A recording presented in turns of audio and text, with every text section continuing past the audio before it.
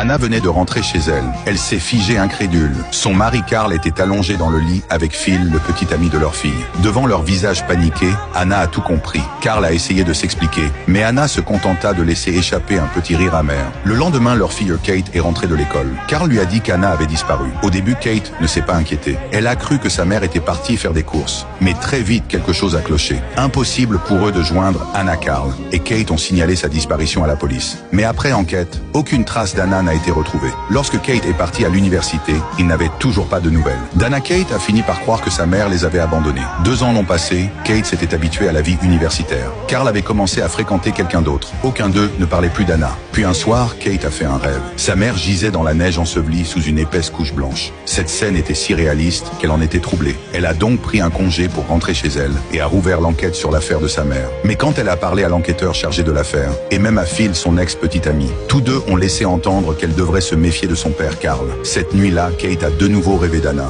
Cette fois, sa mère se débattait. Elle essayait de s'arracher à la glace. Quand Kate s'est réveillée, cette scène glacée lui a rappelé un endroit froid, un endroit tout proche. Elle est descendue au sous-sol et a aperçu un grand congélateur. Un cadenas qu'elle n'avait jamais vu pendait sur le couvercle. Avec le code de son enfance, elle l'a ouvert. À l'intérieur, que des aliments congelés. Juste au moment où elle commençait à fouiller, Carl est entré et l'a arrêté. Kate lui a parlé de ses rêves. Elle l'a supplié de lui dire la vérité sur sa mère. Carl a juré qu'il ne savait rien. Quelques jours plus tard, Kate est de retour à l'école après ses vacances. Alors qu'elle se résignait à ne jamais connaître la vérité, l'inattendu est arrivé. Un soir, Carl s'est saoulé tout seul et a avoué avoir tué Anna. Il a admis que lorsque Anna a découvert qu'il était homosexuel, quand elle l'avait surpris avec Phil, elle se moqua de lui avec un sourire narquois. Pris de rage, Carl l'avait étranglé. Il avait ensuite caché le corps dans le congélateur de la cave, jusqu'à ce que Kate récemment se mette à faire ses rêves et revienne réclamer la vérité. Il a donc déplacé le corps d'Anna et l'a enterré ailleurs. Finalement, Kate a organisé des funérailles pour sa mère. Carl a été arrêté.